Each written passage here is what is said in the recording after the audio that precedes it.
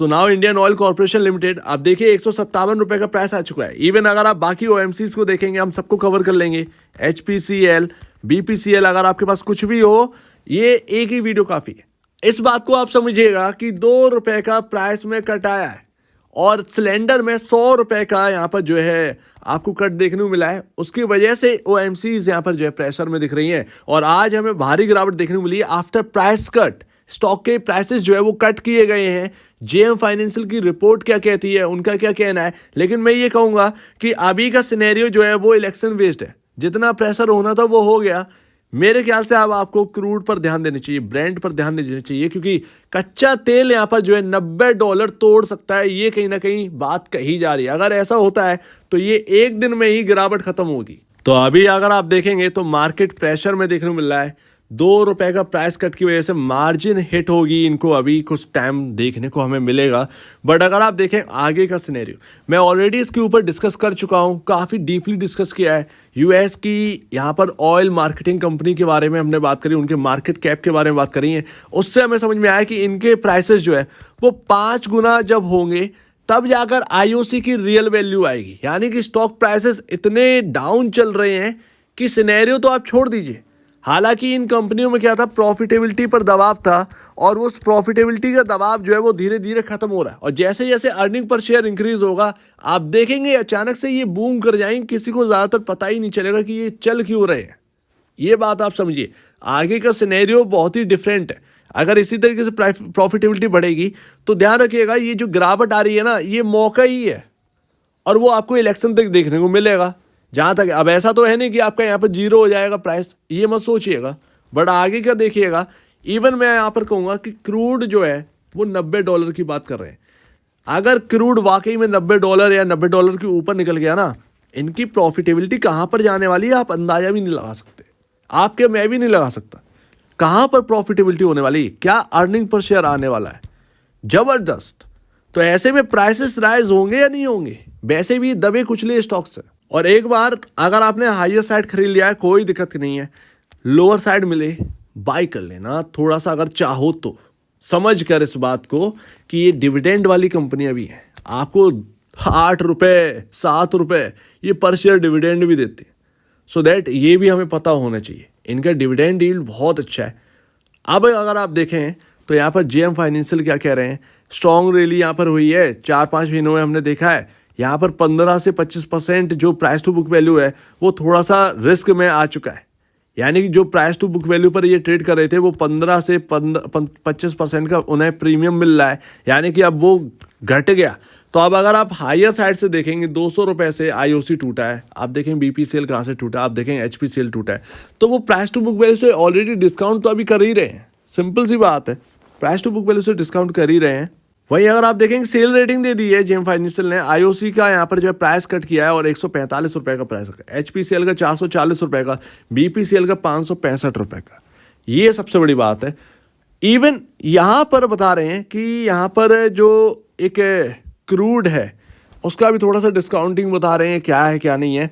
But फिर भी मैं यहाँ पर यही कहूँगा कि ब्रेंट और क्रूड पर ध्यान दीजिएगा।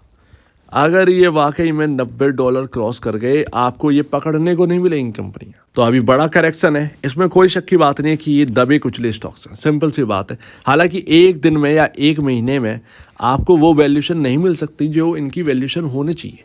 सिंपल सी लाउड सी बात।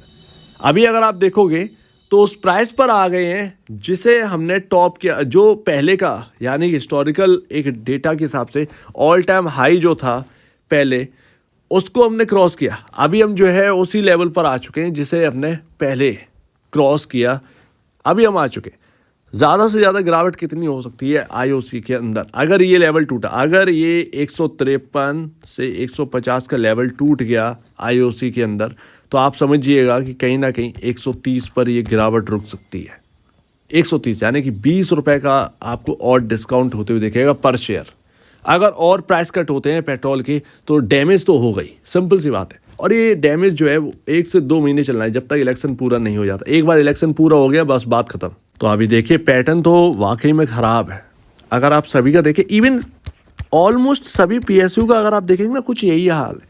जैसे कि हम कुछ कवर करते हैं, जैसे कि एनएचपीसी हम कवर करते हैं, हम करते हैं IRFC को कवर कर लेते हैं, इरडा को कवर कर लेते हैं, सबके अंदर यही पैटर्न है। और PSU के अंदर आपको जो है IOC के अंदर भी यही पैटर्न है, BPCL HPCL सबके अंदर यही पैटर्न बना हुआ है। समझी में नहीं आ रहा है, हर PSUs के अंदर एक ऐसी पैटर्न बना हुआ है। प्रॉफिट आफ्टर टैक्स मेरा मानना बस यही है कि अभी का जो भी है बट विजनरी बनी है, इनका एक वैल्यू जो है ना वो निखरनी है, ध्यान रखिएगा। वो तब होगा जब EV बूम पर होगा ना, उससे पहले ही ये सब हो जाएगा। कहीं ना कहीं एक अनुमान है, लेकिन उस अनुमान को हटाते हैं क्योंकि ये अनुमान कुछ बहुत ज़्यादा वैलिड नहीं रखता है। हम देखेंगे कि अर्निंग पर शेयर, पूरी बात यहीं पर है। और ये सब प्रॉफिटेबिलिटी ना आप देखिए 2024 का जो नंबर आएगा आपके सामने अभी अप्रैल के अंदर, वैसे तो मई में आता है इनका रिजल्ट, बट मई के अंदर अगर आप देखेंगे तो ये इस साल का बहुत ही बेहतरीन नंबर्स आने वाले हैं इन OMCs के। इवन यहाँ पर हिंदुस्तान पेट्रोलियम जो है वो सबसे ज़्यादा हालत इसकी ख़राब थी। अगर ये सोचिए ये मल्टीपल टाइम रनअप दिखाएगा, ध्यान रखिएगा। IOC डबल होगा तो HPCL कम से कम 3 गुना यहाँ से होगा। बहुत ही छोटा स्टॉक हो चुका है, सेल्स में इतना पीछे नहीं है। और देखिए बहुत ही अच्छा प्राइसिंग चल रहा है, इसमें कोई शक की बात नहीं। 5.14 का P रेशियो अब 4.47 के अराउंड हो चुका है IOC का। 4.56 का P रेशियो था भारत पेट्रोलियम का, वो भी अब नीचे आ चुका है। आप देखेंगे कि हिंदुस्तान पेट्रोलियम का 4.19 का यहाँ पर P रेशियो वो और भी ज़्यादा डाउन हो चुका है। तो मेरे ख्याल से अब करेक्शन जो है जितना होना था थोड़ा सा और ड्यू हो सकता है, लेकिन इससे ज़्यादा लग नहीं रहा। मतलब लग नहीं रहा है कि 150 टूटेगा, वो 150 टूटना भी नहीं चाहिए, सिंपल सी बात है। तो आप चाहे तो इसको एक इम्पॉर्टेंट लेवल मानकर आप एक स्ट्रेटजी बना सकते हैं, बट अगर ये टूटे तो थोड़ा सा दूर रहिएगा क्योंकि 20 रुपये का और डिस्काउंट देखने को मिल सकता है। ऐसा तभी हो सकता है जब प्राइस जो है ना वो आपका पेट्रोल के अंदर और कट देखने को मिल जाए, जो कि आज देखने को मिला है। वैसे ये होना नहीं चाहिए था, सब यही जानते थे कि मोदी गवर्नमेंट जो है वो बिल्कुल भी यहाँ पर प्राइस कट के लिए तैयार नहीं है, लेकिन प्राइस कट आ गया है तो वो अचानक से चीज़ें बदली हैं। एंड लास्ट देखिए HPCL हो BPCL हो, एक चलेगा तो सब चलेंगे, ठीक है। एक कोई कवर करना ज़्यादा बेहतर है, हम सबको कवर करेंगे तो कोई मतलब नहीं है, ठीक है। यहाँ पर अगर आप देखेंगे तो अभी 165 रुपये बहुत ही क्रिटिकल लेवल बन चुका है इस स्टॉक के अंदर। 165 रुपये पार नहीं होगा आसानी से, बिल्कुल भी नहीं होगा। अगर हो जाए तो बहुत ही अच्छी बात है, समझिएगा कि यहाँ पर तेज़ी दोबारा होने लगी, यानी 165 के ऊपर टिक जाए, क्लोजिंग दे जाए, ये बहुत बड़ी बात होगी। मुझे लगता है कि 165 पर अभी पहुंचेगा ना तो दोबारा सेलिंग आएगी IOC के अंदर, और ऐसे ही यहाँ पर जो है BPCL के अंदर आएगी, HPCL के अंदर भी सेम यही कहानी होगी, सिंपल सी बात है। अभी अगर आप देखें तो ट्रेंड लाइन जो है वो ब्रीच हो चुकी है। ये ट्रेंड लाइन चल रही थी 2023 नवंबर से, इसी ट्रेंड लाइन के सहारे ये स्टॉक चल रहा था। चार्ट देखिए कितना बढ़िया, सो दैट लग नहीं रहा है। इवन यहाँ पर अगर आप देखेंगे तो लमसम 172 आप कह सकते हैं, 172 भी यहाँ पर जो है क्रिटिकल लेवल बनेगा। खैर 165 पे ध्यान रखिए, सबसे पहले 165 यहाँ पर Q4 के नंबर आने वाले हैं, Q3 के आ चुके, Q4 के आने वाले हैं। Q4 के नंबर पर ध्यान रखिए। EPS अगर सस्ते में मिले तो इससे अच्छे और है क्या, भले ही चले ना स्टॉक, लेकिन कम से कम आपका डिविडेंड जो है वो सिक्योर तो रहता है। मतलब बैठे बैठे 10 रुपये का डिविडेंड आपको मिल रहा है पर शेयर, तो इससे बढ़िया और क्या बात होगी। तो ये भी एक बढ़िया विन विन सिचुएशन वाली बात है।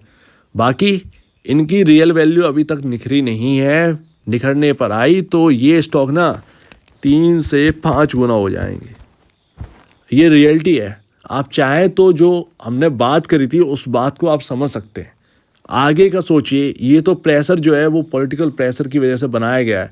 अदरवाइज आप जानते हैं कि इलेक्शन इतना बड़ा चीज़ है, अब उसमें कहीं ना कहीं कुछ ना कुछ तो करना ही पड़ेगा, सिंपल सी बात है। सो दैट उसका ही प्रेशर है, अदरवाइज कोई बड़ा ऐसा मेजर प्रेशर नहीं। इनके फंडामेंटल नहीं बिगड़ेंगे, फिक्र ना करें, ये बात ध्यान रखिए। तो निचले लेवल में मिले तो कहीं ना कहीं एक बेस्ट बाई हो सकता है IOC या हो सकता है HPCL। जिधर भी आप देखें वो OMC सबसे बेस्ट निकलेंगी, सारी OMCs बेस्ट है।